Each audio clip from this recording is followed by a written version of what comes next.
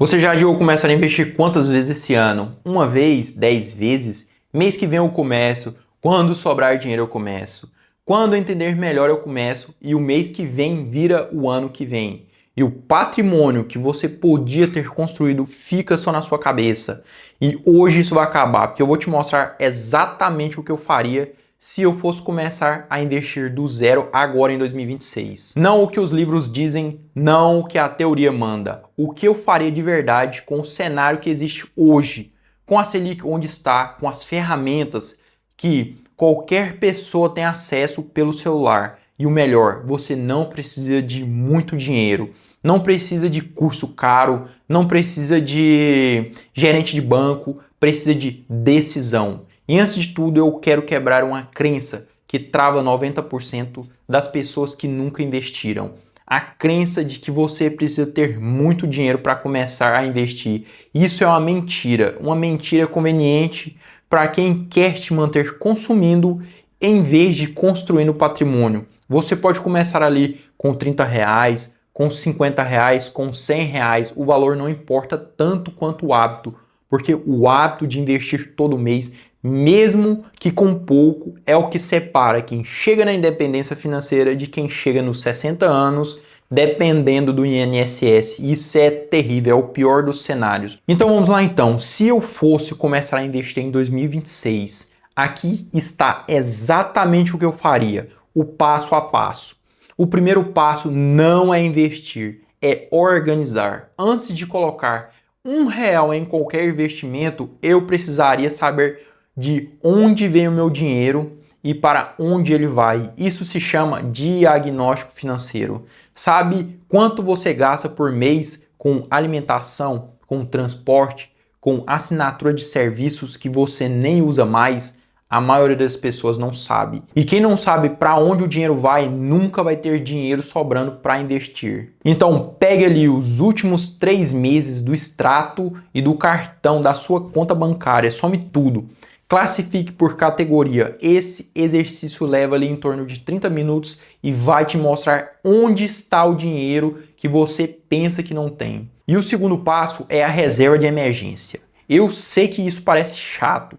Eu sei que você quer logo ir para a bolsa, para cripto, para aquela ação que o seu colega falou que vai explodir, mas sem a reserva de emergência, qualquer imprevisto te obriga a resgatar o investimento na hora errada. É isso mesmo. Demissão, doença, carro quebrando. A vida não avisa quando vai te cobrar. E uma reserva ideal é de 6 meses dos seus gastos mensais. Se você gasta, por exemplo, 3 mil por mês, precisa então de R$ 18 mil de reserva. E onde você pode guardar essa reserva? Bom, você pode estar guardando no Tesouro Selic ou no CDB com liquidez diária a 100% do CDI. É seguro, acessível e rende acima da poupança. Mas se você não tem a reserva de emergência, não necessariamente você deixa de investir, você pode direcionar uma parte para a sua reserva e uma outra para os seus investimentos. Por exemplo, se você separa ali R$ 500 para a reserva, você pode tirar 200 desse valor e direcionar para os seus investimentos. E claro, né, que isso vai sim demorar mais tempo para você conseguir ter a sua reserva completa. Mas por outro lado, você aproveita as oportunidades do mercado e não fica para trás. Agora vamos para o terceiro passo, que é definir o seu perfil. Isso não é burocracia de corretora, é autoconhecimento financeiro real. Você consegue ver o seu dinheiro cair 20% na tela sem entrar em pânico? Ou prefere dormir tranquilo, com menos risco e menos retorno? Não existe resposta certa. Existe a resposta honesta. Porque investidor que não conhece o próprio perfil vende na baixa, compra na alta e, por fim, perde dinheiro não por falta de informação, mas por falta de autoconhecimento. Se você está começando e tem dúvida, começa no perfil conservador. Fazendo isso, você vai aprendendo e ajustando com o tempo. Então agora vamos então para o quarto passo. E é aqui onde o jogo começa de verdade. É montar a carteira de iniciante. Bom, se eu fosse começar do zero em 2026 com a Selic ainda em patamar elevado, eu montaria assim. 30% em renda fixa pós-fixada, Tesouro Selic ou CDB a 100% do CDI ou mais. Fazendo isso, eu tenho ali segurança e liquidez garantidas. 30% em renda fixa, Tesouro IPCA mais 2029 ou 2035. Esses investimentos me dão proteção contra a inflação com taxa real travada enquanto ainda dá tempo. E por último, 40% em renda variável, fundos imobiliários e ações para gerar renda mensal simples, diversificado, adequado para quem está construindo a base, né? Construindo o seu alicerce, que é o mais importante. O quinto passo é o mais subestimado de todos, o aporte mensal automático. Não espera sobrar dinheiro no final do mês para investir, nunca vai sobrar. O que você não reserva primeiro, você gasta. No dia do pagamento, antes de pagar qualquer conta, você separa ali o valor do aporte e transfere para o investimento. Mesmo que seja ali R$100, mesmo que seja R$50, o valor vai crescendo com os juros compostos e com o aumento natural da sua renda. Quem faz isso por 10 anos consecutivos chega a um patrimônio que surpreende. E é como eu sempre digo, pague-se primeiro. O sexto passo é o que as pessoas menos importam e se arrepende depois, que é a educação financeira contínua.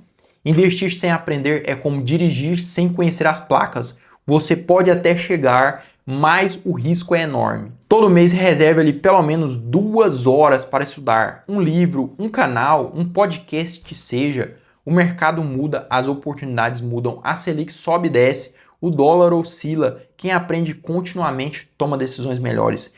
Quem para de aprender fica ali preso nas mesmas estratégias de 5 anos atrás. E agora eu vou te passar um exemplo então para te ajudar a compreender melhor o que eu falei até aqui. Olha só, imagina a Juliana, 27 anos, ganha ali 3.500 por mês. Nunca investiu nada. Após o diagnóstico financeiro, ela descobriu que gastava R$400 por mês em coisas que não precisava. Cortou 300 e ficou com R$700 por mês para investir. Nos primeiros 18 meses, ela focou na reserva de emergência, 700 por mês até completar R$12.600. Reserva pronta, a partir do mês 19, ela começou a carteira. R$210 em Tesouro Selic, R$210 em Tesouro IPCA mais 2030 e R$280 em fundos imobiliários. Em 5 anos, com os aportes e os rendimentos, o patrimônio da Juliana ultrapassa R$60 mil, sem herança, sem sorte, sem segredo, só consistência. E lembrando que esses aportes de R$700 foi só um exemplo. Você pode aportar o valor que tiver no momento. E se eu fosse começar a investir em 2026, eu faria exatamente isso. Organizaria as finanças, construiria a reserva, definiria o perfil, montaria, a carteira com o que a Selic oferece agora, aportaria todo mês sem falta e estudaria muito, mas muito mesmo para obter mais conhecimento. Não existe atalho, mas existe um caminho e ele começa com a decisão de dar o primeiro passo hoje, não mês que vem.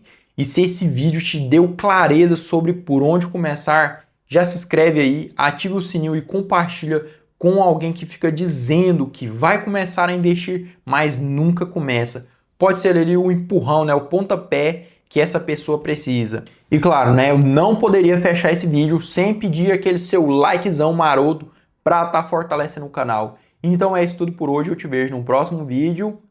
Até a próxima!